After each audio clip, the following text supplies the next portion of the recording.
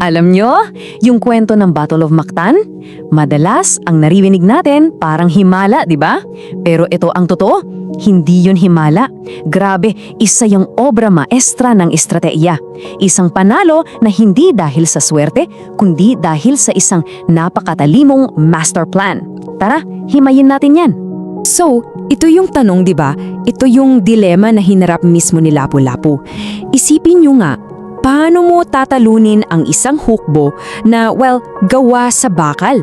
Seryoso, kumpleto sila sa steel armor, matatalim na espada, may mga kanyon pa sa barko.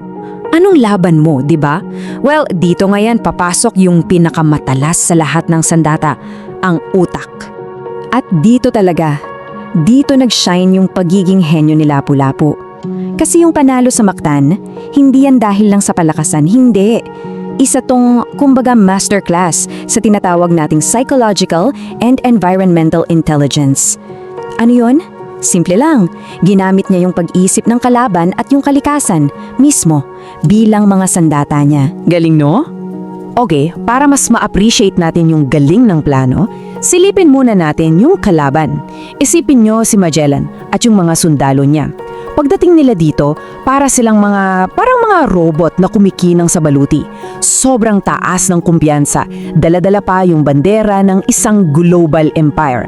Sa utak nila, wala. Wala talagang chance na matalo sila. Imposible. At dito kitang-kita mo talaga yung pagbabanggaan ng dalawang magkaibang mundo.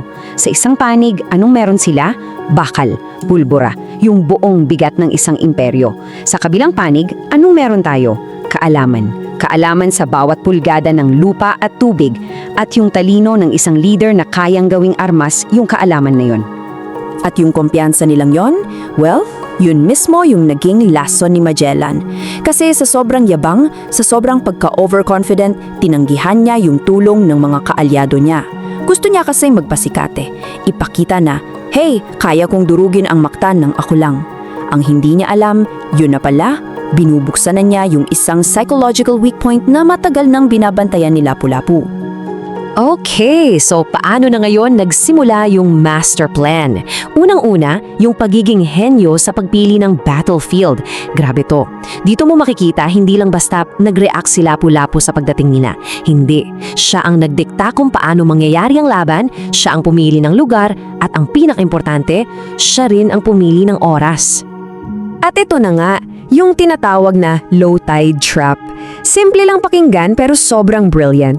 Kasi alam na alam ni Lapu-Lapu yung ugali ng dagat sa Mactan. So anong ginawa niya? Hinayaan niyang makalapit yung mga barko ni Magellan. Tapos, nung eksaktong nagsimula ng umurong yung tubig, boom! Game over! Sumadsad lahat ng barko nila sa mga korales, daan-daang metro pa mula sa dalampasigan. At yung mga super powerful nilang kanyon, ayun, naging palamuti na lang. Hindi naabot yung laban. Useless na. Gaano kalayo? Grabe, mahigit 300 yarda. I-imagine nyo lang yung hirap nun. Naglalakad ka sa tubig na hanggang tuhod habang pasan-pasan mo yung napakabigat na baluting bakal. Bago pa man sila makatapak sa buhangin, bago pa man nila mahawakan yung mga espada nila, pagod na yung mga sundalo ni Magellan. Na-drain na sila bago pa man magsimula yung mismong bakbakan.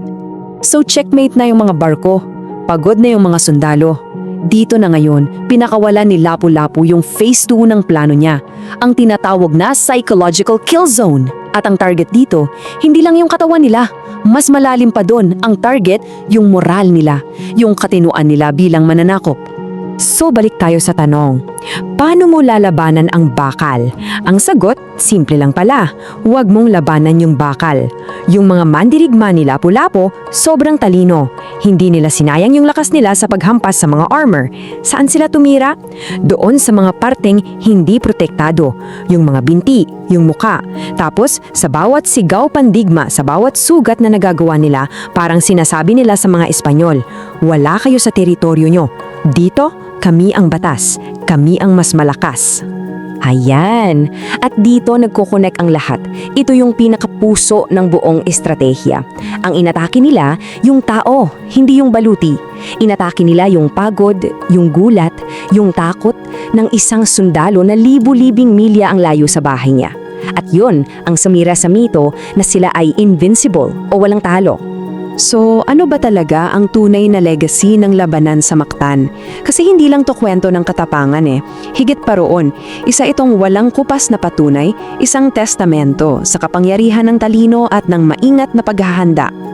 At eto na yung pinaka-crucial na takeaway sa lahat. Pinatunayan ni Lapu-Lapu na yung malalim na kaalaman mo sa teritoryo mo at yung pag-intindi mo sa isip ng kalaban mo, pwedeng talunin yan kahit anong superior na teknolohiya. Uulitin ko, hindi to tagumpay ng mga sibat laban sa espada. Ito ay tagumpay ng isip laban sa bakal. At para sa ating lahat, iiwan ko kayo ng tanong na to. Sa mga sarili nating laban, sa trabaho man yan, sa mga personal na hamon sa buhay, ano kaya yung mga home field advantages natin? Yung mga kaalaman na meron tayo na baka hindi natin napapansin o ginagamit?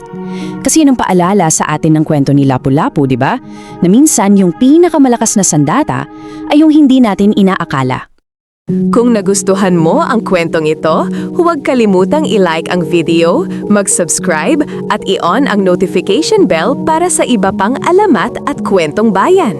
I-share mo rin ito para mas marami pang Pilipino ang makaalala ng kagandahan ng ating mga kwento.